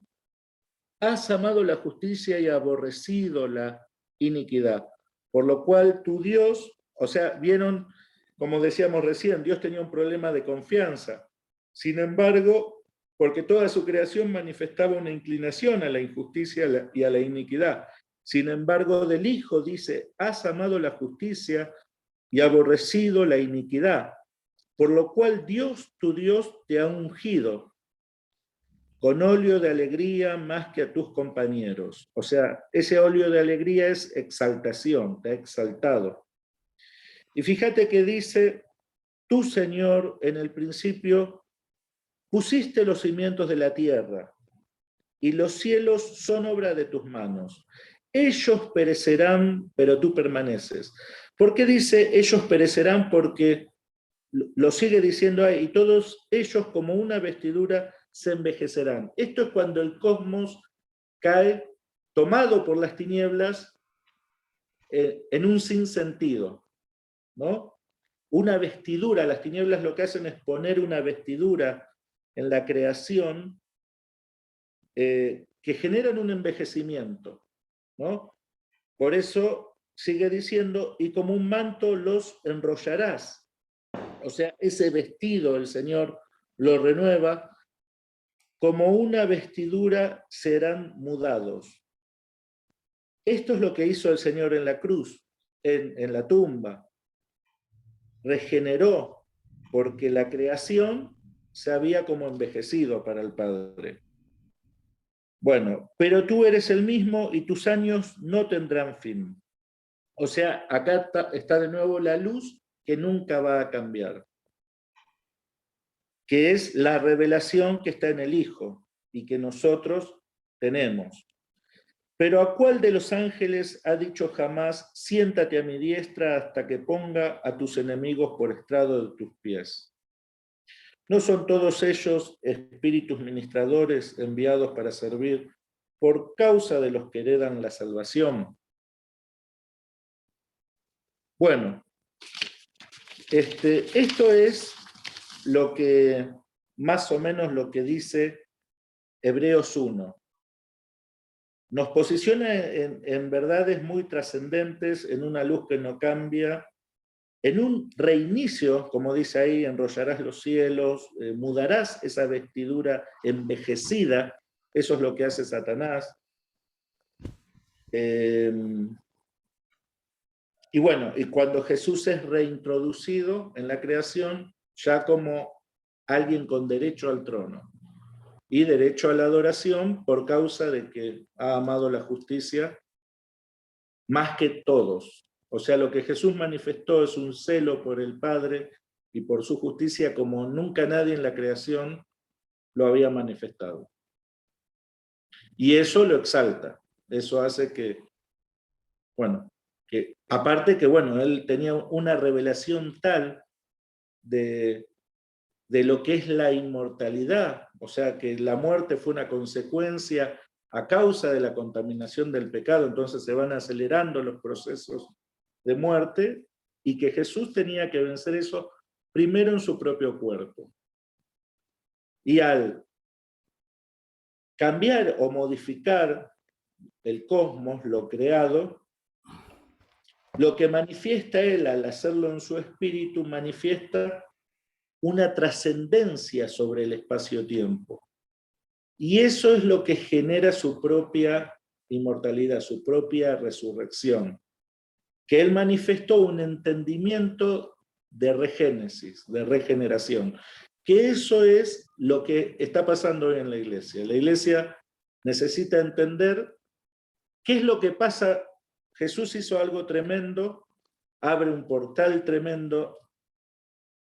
Desde mi experiencia y mi entendimiento, eso se va perdiendo con los siglos. Por eso hoy estamos como estamos. Así como siempre se enseña, ¿no?, que los ángeles se pueden corromper, bueno, cualquier victoria puede ser modificada. ¿Por qué? Y esto es algo muy importante. Yo no sé si es de Hebreos 1 o 2, pero sí es importante aclararlo. Primera de Corintios 15, 24, 28, podríamos leerlo para entender este proceso, porque primero se da un proceso legal de victoria, de regeneración, pero el mismo Hebreo más adelante va a decir, todavía no vemos que todo le esté sujeto, si bien ese proceso legal ya se activó. ¿Por qué? Porque como siempre se enseña, los ángeles pueden corromperse, las victorias pueden perderse. ¿Y qué es lo que pasa? Acá 1 Corintios 15, 24, 28 lo dice. Dice, entonces vendrá el fin. Cuando hablamos de fin, es la revelación final, ya no revelaciones parciales. Cuando Él entregue el reino al Dios y Padre, después que haya abolido todo dominio y toda autoridad y poder, pues Cristo debe reinar hasta que haya puesto a todos sus enemigos debajo de sus pies. O sea, hoy el Señor reina, pero no todos sus enemigos están puestos debajo de sus pies. Y el último enemigo que será abolido es la muerte. Porque Dios ha puesto todo en sujeción bajo sus pies. Pero cuando dice que todas las cosas le están sujetas, es evidente que se exceptúa aquel que ha sometido a él todas las cosas. O sea, todavía el Padre no le está sujeto, está diciendo, ¿no? Y cuando todo haya sido sometido a él, a Jesús, entonces también el Hijo mismo se sujetará a aquel que sujetó a él todas las cosas para que Dios sea todo en todos. O sea, hay una activación legal de esa victoria dimensional, pero hay un proceso en el que todavía estamos de que todo eso se haga realidad. Se haga realidad en nuestro cuerpo, se haga realidad en nuestra creación. ¿Para qué? Para que el Señor manifieste esa venida, tome todo lo que le hayamos preparado y le hayamos tomado, y después Él mismo se sujeta al Padre, con todo lo tomado. Vos fíjate qué clara es la palabra y qué importante es el tema de que Él no elija revelarse al Padre. Todo el tiempo está como la posibilidad de que se revele, porque si la palabra dice, ahí se sujetará con todo lo creado al Padre, bueno, y ahí será el gobierno del Padre. Por eso hoy vemos que a veces se avanza, a veces la iglesia retrocede, porque estamos en ese proceso de establecer lo legal en lo real. Y eso es un poco lo que habla Hebreos. Pero ¿qué pasa? Hay generaciones, y creo que la de Hebreos es una, que entendieron tanto la luz de Jesucristo, que bueno, creo que fueron una cosecha de una generación que mantuvo ese reinicio del cosmos, vaya a saber por cuánto tiempo, y que vivieron cosas tremendas, y ese es el fruto, es el libro de Hebreos. Porque vamos a ir viendo que dice cosas realmente pesadas. Y ahí vamos a entender que reposo, si no hay orden en el cosmos, si no hay regeneración, no puede haber reposo. Porque cuando la palabra habla de reposo, primero hubo un regénesis, un reordenamiento, y Dios reposó con el hombre. Pero bueno, la iglesia entendida puede generar ese regénesis vía sacerdocio de Melquisedec, que es un sacerdocio multidimensional de toda la creación, que eso también habla Hebreos, y puede lograr, bueno, ese grado de regeneración, de luz, en donde vamos a vivir algo nuevo, algo diferente. Juan, aprovecho para hacerte una pregunta. Uh-huh. Una pregunta que me asalta aquí entre el versículo 1 y el 2 de Hebreos 1. Uno puede entender un tiempo donde Dios habló a través de los profetas. Sí. Y en el 2 habla de que habla por el Hijo. Ahora, Uh-huh. yo puedo pensar en que son tiempos, pero también puedo pensar en que son dos dimensiones, porque todavía tenemos profetas. Sí. Entonces, o es que el tiempo de los profetas no ha terminado, o es otra dimensión. Bueno, para mí son dos dimensiones. Dos Y dimensiones. son dos tiempos a la vez.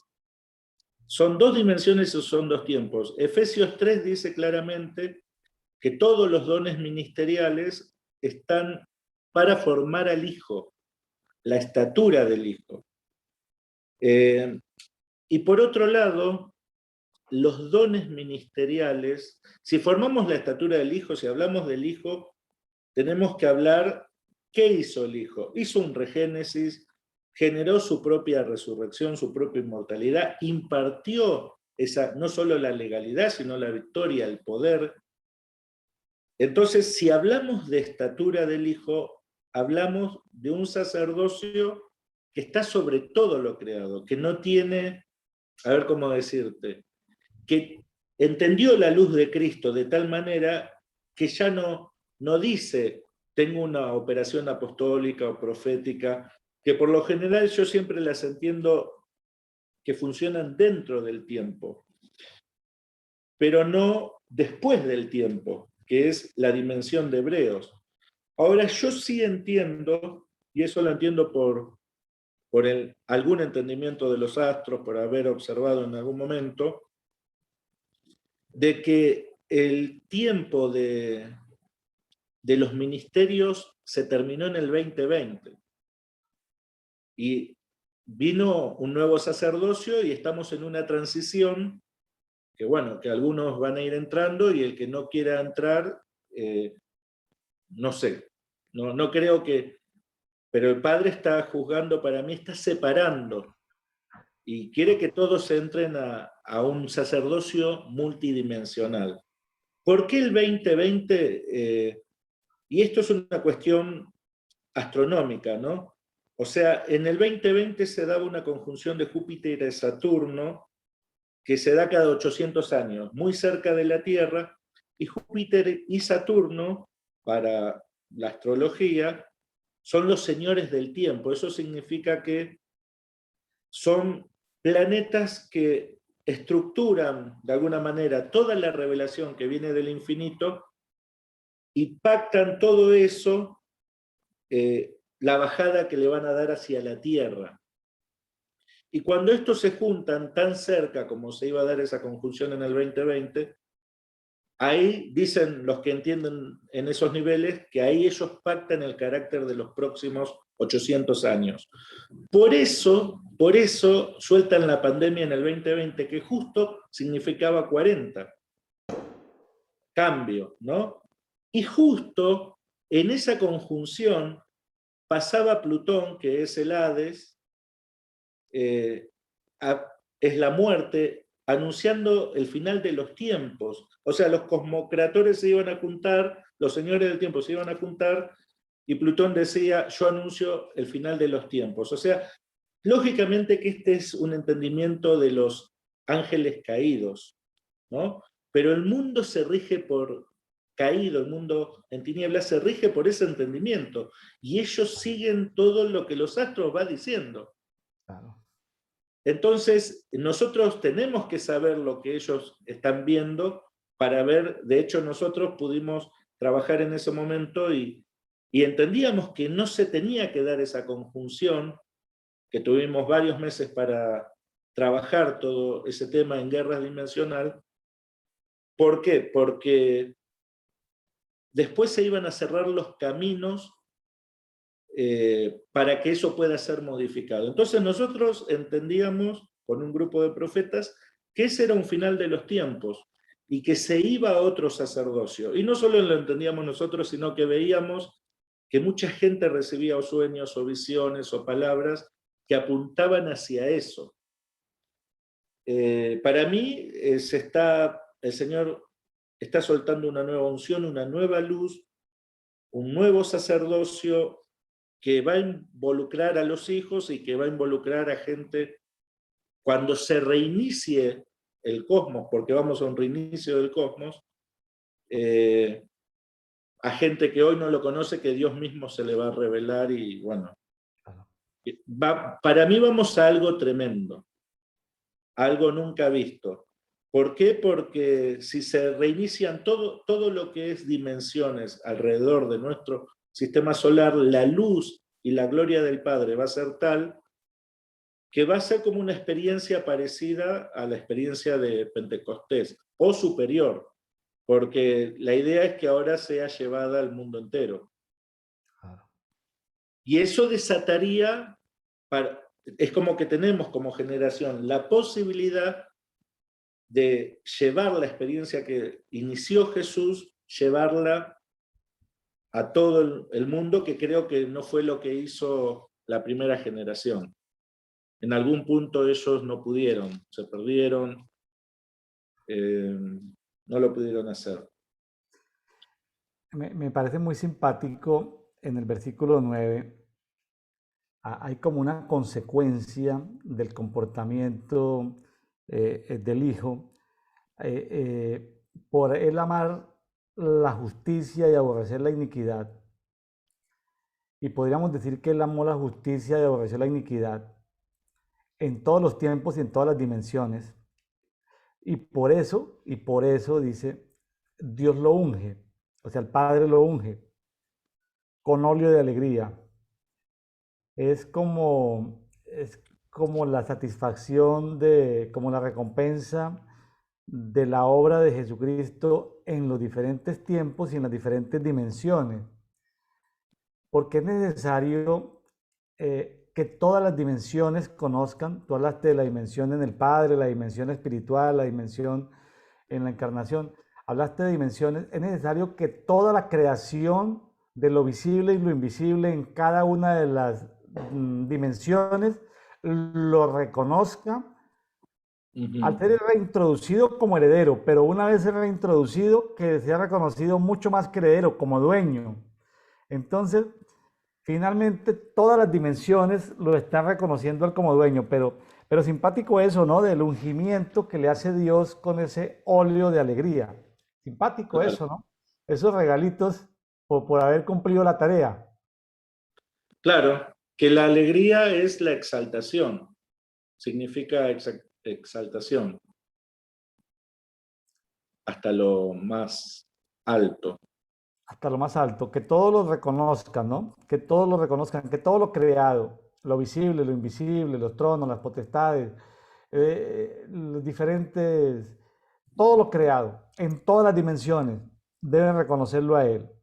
Qué tremendo y qué profundo esto, mi estimado Juan. Yo creo que los ángeles necesitaban entender cosas que hasta el momento tal vez no lo sabían, o hubo tiempos donde los ángeles no sabían cosas. Entonces era necesario que él les dijera, mire, él es mi primogénito. Ah, bueno, pues sí, ellos también eran hijos de Dios, entre comillas, eran hijos de Dios los ángeles, porque no vamos a decir que no. Así son reconocidos en algunos pasajes de la Biblia, los ángeles como hijos de Dios, pero aquí está diciendo, mire, él es el primogénito entre ustedes, ¿sí? Entonces, es como traer claridad, como aclararle a todos Claro, cuál es su posición y su condición. claro. Y es muy interesante ese título, primogenitura, o sea, porque es el primero que llega de una raza que el padre quiere tener, que genera el reinicio del cosmos. Jesús es el primogénito en ese nivel, o sea, el primogénito en ser considerado, o sea, mezclado con los hombres, o sea, una naturaleza humana siendo Dios, pero que reinicia solo el cosmos y llega a lo más alto por el reinicio. Porque cuando vos vas reiniciando, vas haciendo las guerras dimensionales, lo único, que eso nos lo explicó el Señor una vez, lo único que te queda es, o sea, ir subiendo en niveles de gloria. No hay otra. Hasta cuando generás todo el reinicio, la gloria más alta. ¿Por qué? Porque el Padre nos había enseñado que el sistema solar es un sistema de procesos, o sea, sujeto al tiempo. Por eso los griegos habían dicho que Saturno era Cronos, ¿no? Una deidad del tiempo.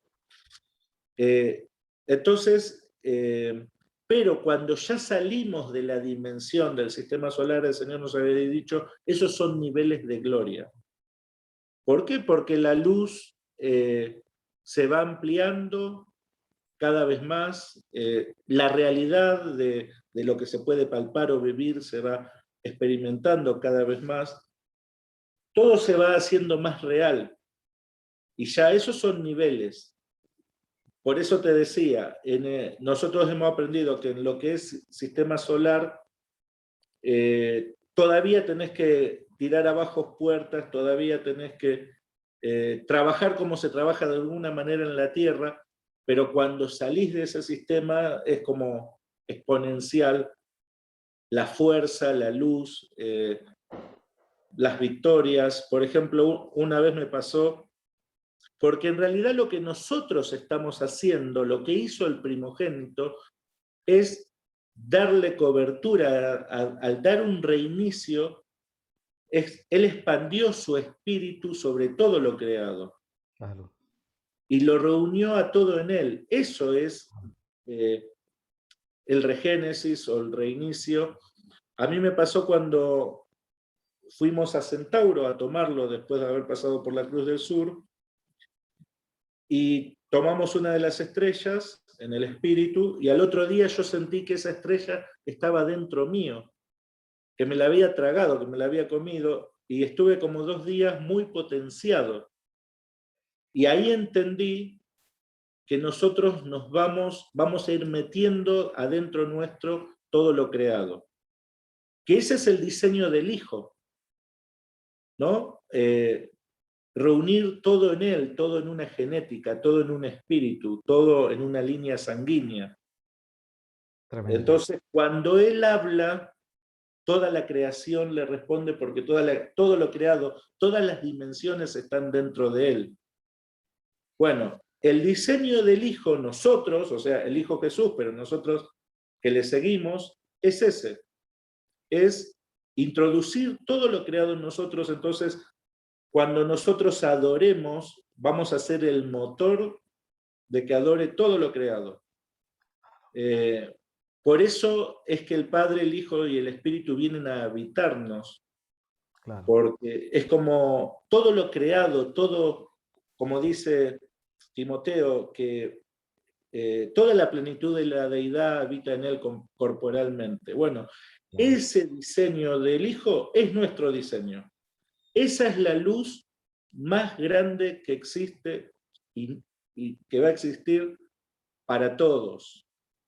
No hay otra luz. Ahora, si nosotros no nos... Por eso Hebreos lo que termina diciendo de alguna manera, que Cristo es suficiente para todo, que no hay otra cosa como Él, no hay otra voz. Acá anoté, es toda la visión, es toda la verdad, es toda la palabra, toda la revelación. Si no aprendemos en que Él es nosotros y nosotros somos Él, y lo que Él hizo es lo que nosotros tenemos que continuar, y no tenemos esa luz, o sea, de que Él trajo del seno del Padre y nos revela, y que eso somos nosotros. O sea, Él nos muestra cómo es el Padre en Él, y para que nosotros seamos como es Él. Entonces, no hay luz más grande, y a veces yo dudo que la iglesia se esté dando cuenta, porque a veces buscan luz en donde hay luz y sombra, y no donde hay una luz que lo alumbra todo y que nunca cambia. Bueno, esta es una luz que nunca cambia. Juan, me estaba imaginando lo siguiente. Me estaba imaginando, ¿tú has viajado alguna vez en avión de noche? Viajé en avión, no me acuerdo si de noche. Bueno, de noche, cuando uno viaja de noche, uno ve lucecitas. Sí, me parece que sí. Ve luces pequeñas y ve luces grandes. Y ve sitios apagados. Sí. Diferentes dimensiones de luz.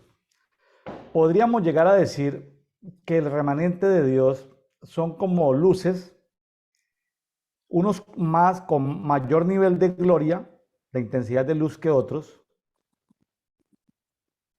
pero que cada hijo de Dios debe ir aumentando sus niveles de gloria, sí, a un punto donde nos asomemos por la ventana del avión y ya no veamos pequeñas luces, sino sencillamente sea tanto el resplandor de la luz que no vemos oscuridad por ningún lado, que estemos en otra dimensión.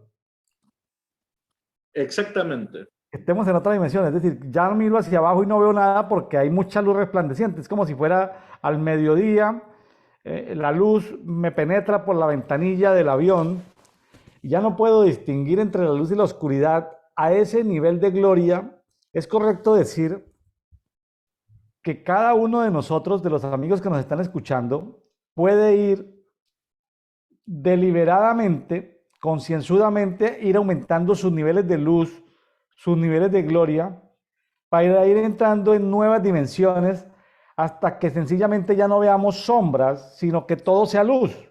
Llegar a la dimensión donde no hay ni día ni noche, donde es la luz primera, Jesucristo, Claro. el Padre, el Espíritu Santo. ¿Está bien pensar en ese ejercicio? ¿Está bueno como lo estoy planteando? Es así y eso es Hebreos.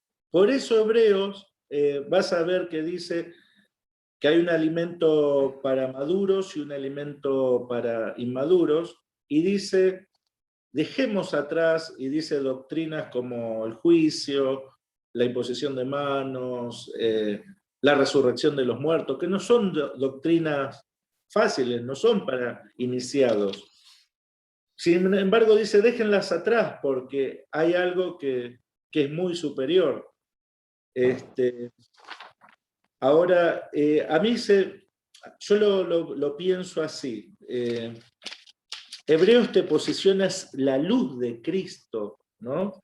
Como dice la palabra en 2 Corintios 4:6, pues Dios que dijo que de las tinieblas resplandeciese la luz, es el que ha resplandecido en nuestros corazones para iluminación en el conocimiento de la gloria de Dios. Entonces, yo lo veo de esta manera, un ejemplo práctico. A mí me gusta el boxeo, me gusta ver, porque yo aprendo mucho de los luchadores, ¿no?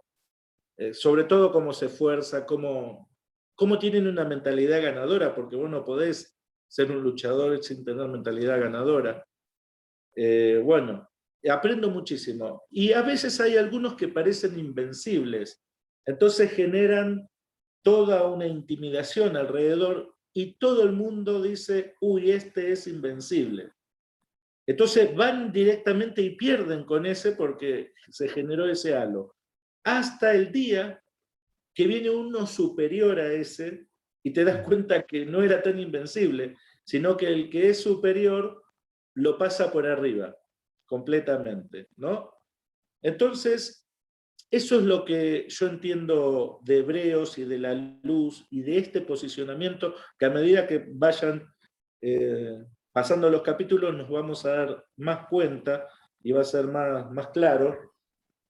Cuando uno se para en el posicionamiento ya no de apóstol, profeta o pastor, maestro, evangelista, porque son cosas relacionadas con el tiempo, destinadas a formar una estatura que se da esa estatura cuando hay un trabajo sobre el cosmos, ¿no? Porque eso es lo que hizo Jesús. O sea, no se genera un Cristo, sino para ser un heredero legítimo y para ser uno más de los primogénitos. O sea, para llegar a lo más alto y decir, Padre, hice lo que Jesús hizo, porque esa es la verdad. No solo hay que tomar la ciudad, no solo hay que tomar la nación, hay que tomar el universo. Eso es Melquisedec. Entonces, cuando se llega a ese nivel de luz, ahí te das cuenta que el enemigo solamente había intimidado y que ahora viene uno más fuerte que él y lo pasa por encima. Ahí te das cuenta que él ni siquiera es un guerrero. Que hizo, y vamos a ver en Hebreos 2, que habla de la muerte, o 3, que él detenta un poder de muerte solamente porque es engaño, pero ese poder que tiene sobre la muerte es ilegítimo. No es un poder legítimo. Todo el poder que tiene Satanás, y eso lo vamos a ver en Hebreos, es ilegítimo, porque Jesús ya manifestó quién es Él y quiénes somos nosotros, porque vamos a ver en el 2 que nos pone en la misma categoría y en la misma plataforma que está él. De hecho, dice que hay una congregación de hermanos. Así que es como ese guerrero que estaban todos intimidados por uno que era muy fuerte, como dice que el hombre fuerte está tranquilo mientras no venga otro más fuerte y le pueda saquear todos sus bienes. Claro, bueno, claro. Jesús fue sobre la muerte que estaba tranquilo y le saqueó todos sus bienes. Ahora nos toca a nosotros, y eso es Hebreos. Claro. De todas maneras, entender estos misterios debe traer en nosotros un empoderamiento, aumento de fe, de entender cuál es la posición que debemos tomar, la condición que a lo mejor no somos conscientes de la condición en la que debemos estar. Y va a ser muy interesante tener a Juan Varela con nosotros en estos días. Juan, pues no, yo estoy supremamente emocionado de ver esto que el Señor nos está regalando en este tiempo. Me siento privilegiado de poder estar aquí escuchando esta apertura de Hebreos y el primer capítulo de Hebreos. Invitamos a los amigos de Café y Oración que no se pierdan. Vamos a tener la oportunidad, el privilegio de tener a Juan Varela comentándonos, conversando sobre los primeros 6 capítulos del libro de Hebreos. Juan, pues te dejamos de descansar y nos vemos el día de mañana. Así es. Bueno, gracias, William. Muchas gracias, Juan. Bendiciones. El Señor recompense tu tiempo, tu esfuerzo, tu cariño, tu amor con todos nosotros. Bueno, y que el Señor recompense también tu labor, que la verdad que inspira a leer la palabra. Yo no pude escuchar a todos, pero sí entiendo que inspira. Sí, ha sido toda una aventura. Ha sido toda una aventura y me alegra ver muchos ministerios que ya están en el plan de releer nuevamente, de entrar como en esa aventura nuevamente. Yo creo que pues, hay muchos pasajes que tienen que ver con el aumento de fe, el aumento de la confianza, y es importante, ¿no? Es como, a veces lo veo como, y lo veíamos en Jeremías, con tu esposa Vanessa, una escritura que hizo ahí el primo de Jeremías vendiéndole un terreno a Jeremías dentro de la cárcel. Y a veces creo que estamos como en cárceles y que no hemos leído la escritura a la que tenemos derecho. Y la Biblia es un libro de escrituras, pero como la tenemos una sellada, entonces hay que abrir como esos libros sellados, volverlos a releer, a interpretarlos en una nueva dimensión, si vale, en un nuevo nivel de gloria. Y yo creo que cada nivel de gloria le va dando a uno más y más luz hasta que ya no veamos sombras por ningún lado. Ahorita leemos con muchas sombras y nos alegramos cuando vemos luces, pero llegará el momento en que todo será tan claro que no necesitaremos maestros que nos enseñen, ¿no? Pero bueno, es un proceso, como todo, es un proceso que tenemos que... Estamos en lo legal y vamos hacia lo real. Correcto, vamos en ese caminar. Juan, un abrazo, bendiciones y nos vemos el día de mañana. Hasta mañana, gracias. Gracias, Juan, bendiciones.